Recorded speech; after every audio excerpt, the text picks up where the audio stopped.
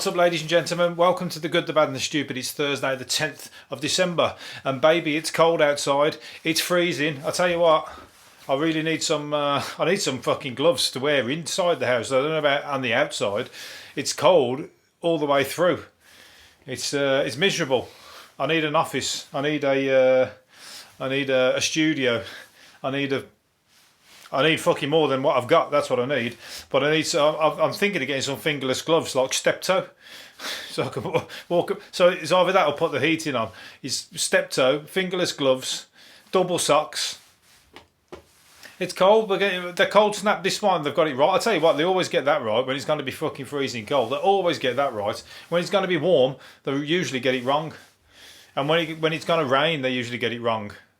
Pretty much, I think the weather in England, they just say it's going to rain because 90% of the time they're going to be right, even though they had no fucking clue whether it was going to rain or not. That's the easiest. That's the lazy weatherman. Just puts his feet up, smoking a joint, and he goes, you know what? I think it's going to rain, and we'll all go, yeah, you're probably right. You know, you're probably right, and it usually does, but he hasn't checked.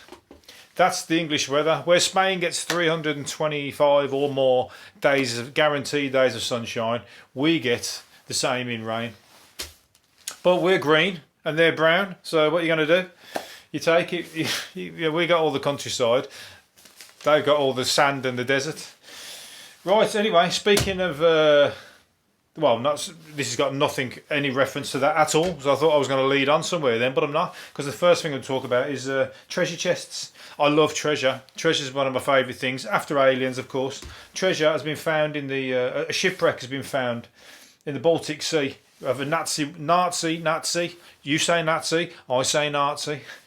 Warship that's been found buried, sunk, with a load of gold on it. Of course it's sunk if it's got fucking £250 million worth of gold on it, and they found it. Imagine that. That is like the find of the century. What you shouldn't have done is told us all. You shouldn't have mentioned it. You shouldn't have said a fucking thing. They've gone looking for it. Polish frogmen. Polish frogmen. That sounds like a breed of alien, doesn't it? The Polish frogmen. That's like what's it called? Doctor Who, Doctor Hook. I was going to say then. Country and Western Polish frogmen. But anyhow, they found the gold. I tell you what, that you shouldn't have said a fucking thing. And also, even if there's 300 million, you've only told us there's 250 million. It ain't going to be easy to hide the 50 million. How it's going to take? It's not going to be easy getting that all off the ground up to the surface. I'm sure they're going to manage. Where there's a will, there's a way. Even I would get that up. Even how fucking hard it was. If I know there's money down there, that's coming up. I don't know. I'll fucking find a way. Anyway, next time you see me, I'll be big Popeye arms. I'd have me anchor. I'll be out like Popeye with me spinach. And I'll be grabbing that gold, no problem. But anyway, so they found it. That's fucking brilliant. Treasure hunt, treasure found, and they knew it was there. The only good thing is, I don't know if it's good or bad. It's definitely not bad, but it's bad for them, is what I'm trying to say. They've got to give it back to whoever it belonged to, and it wasn't the Nazis, because the Nazis didn't own fuck all. They just fucking took it off everybody. So they need to go find who it belongs to and give it back. That ain't going to happen, I'm afraid. I'm afraid they ain't going to make claim, though. If you are one of the people, families, long lost families of anybody that suffered, you should be making a massive claim. Even if you're not, you should be trying at the very least, because that's the fucking way. If you're from those kind of areas and you fucking, you grew up in the fucking depression that followed the Second World War, I don't give a fuck who it is. You deserve some access to some money. Anyway, moving on. What's it called? Astronaut Neil Armstrong had a secret meeting with a leader of a UFO investigator. He was trying to learn about alien life. Was this before his? He never talked publicly about his interest in UFOs, but he's said to have seen one on his 1969 mission. Go on, Neil Armstrong. Now I believe that he's been up there, and why would he lie? Of course he did, because they're out there. And he saw one, and it might confirm that Armstrong did have an interest in UFOs, but we're never going to know because he's dead. So you can't be an astronaut and not be interested in all that. Of course, he's interested in aliens. He's interested in space. He's interested in aliens. I bet he's got fucking every Star Trek video. You know, that's what that world's all about, and discovery. And if you find something and be the first, I bet he was like, you know, when you're looking out the car, when you play games in the car with you, I used to play it with my sister. When you drive into somebody's house, you've got the left side, I've got the right side, and you count dogs. Anybody with a dog, and you get like a point for every dog you saw. So you go 1, 2, and then you battle off against each other. But you'd have the one side of the road, they'd have the other. And it's like, that was the voyage of discovery between my house and my nan's house. But he's doing it through space. He's like, if I could be the fucking first one to spot a UFO proper and catch it, or see him on the moon, you know, that really would cement me in fucking history. Well, it would, because you would have been fucking assassinated by the CIA, but still. Luckily you didn't, and you lived to tell the moon tales, or tell us about landing on the moon.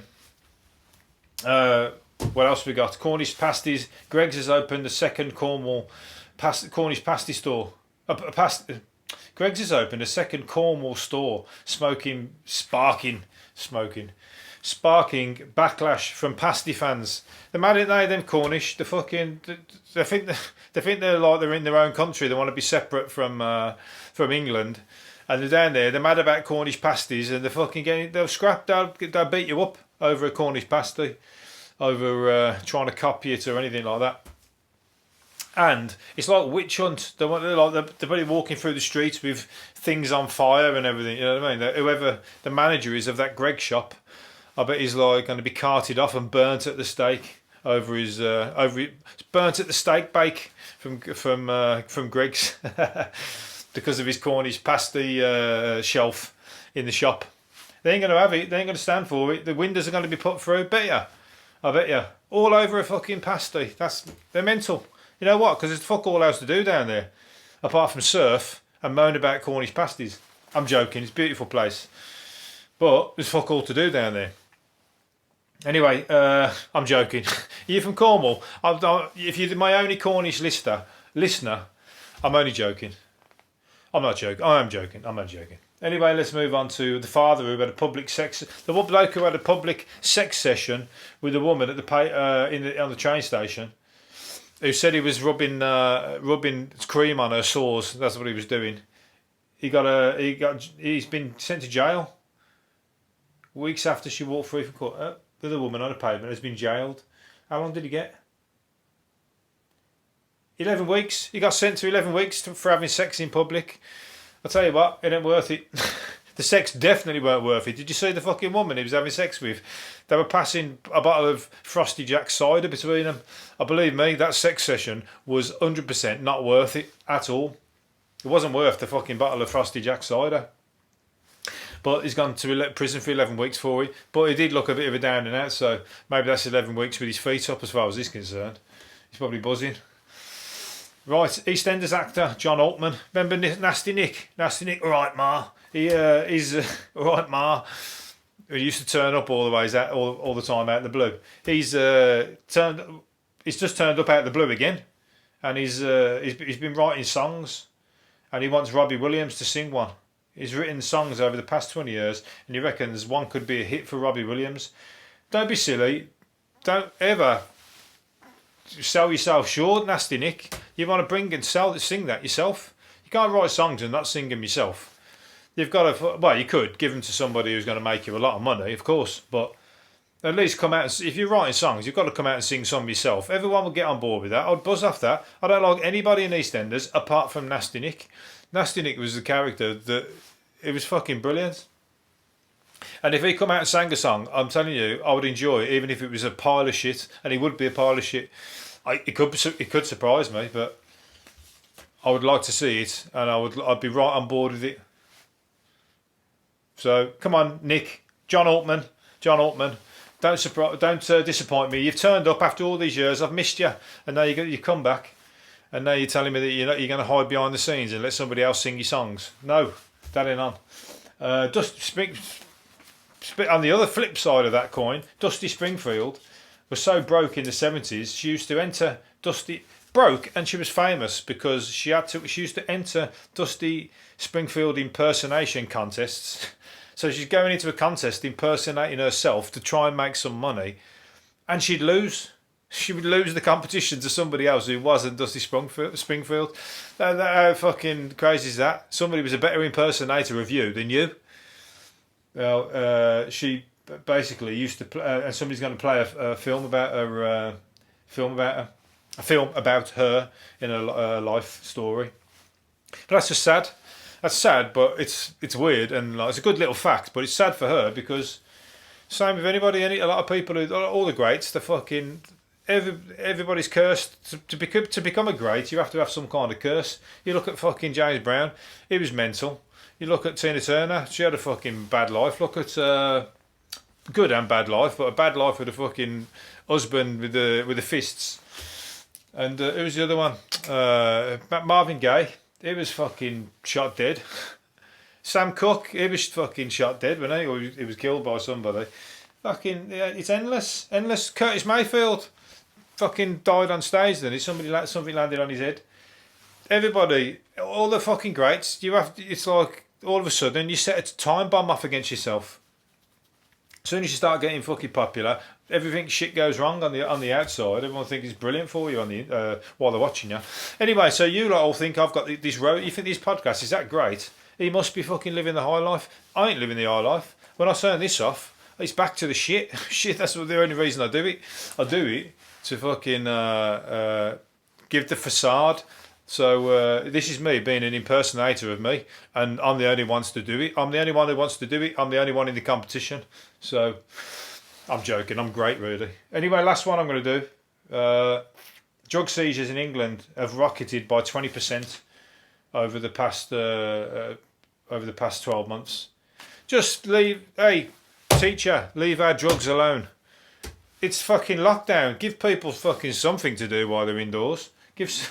Alright, bust people when it's all back to normal, but you got to just go, you know what, fuck it, just let it slide. Let everybody have some fun.